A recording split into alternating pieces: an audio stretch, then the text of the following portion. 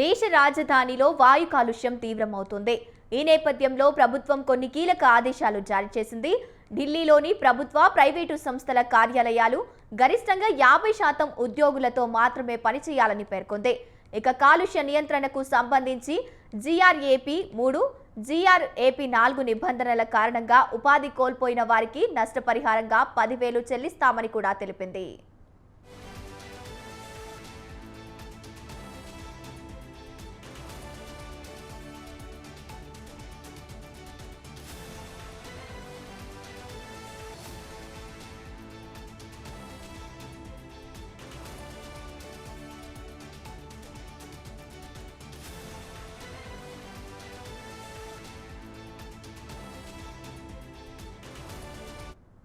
అన్ని ప్రభుత్వ, ప్రైవేటు సంస్థలు తమ సిబ్బందిలో 50% మందికి తప్పనిసరిగా వర్క్ ఫ్రం హోం సౌకర్యం కల్పించాలి.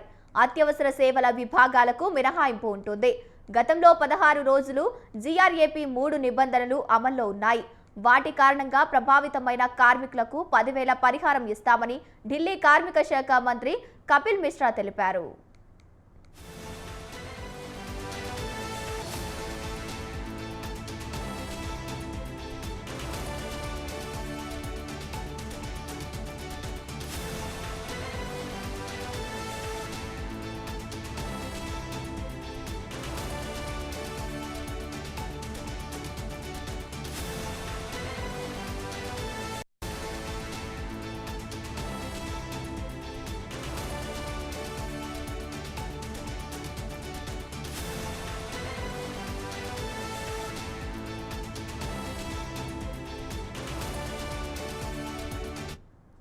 కాలుష్య నియంత్రణ ధృవపత్రం లేని వాహనాలకు ఢిల్లీ పెట్రోల్ స్టేషన్లో నేటి నుంచి ఇంధనం నిరాకరిస్తారు.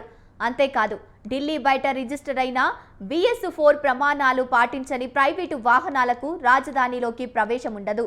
ఢిల్లీ సరిహద్దుల్లోని 9 టోల్ ప్లాజాలను మూసివేసే లేదా తాత్కాలికంగా వేరే ప్రదేశాలకు తరలించే అవకాశం పరిశీలించాలని సంబంధిత అధికారులకు సుప్రీంకోర్టు సూచించింది.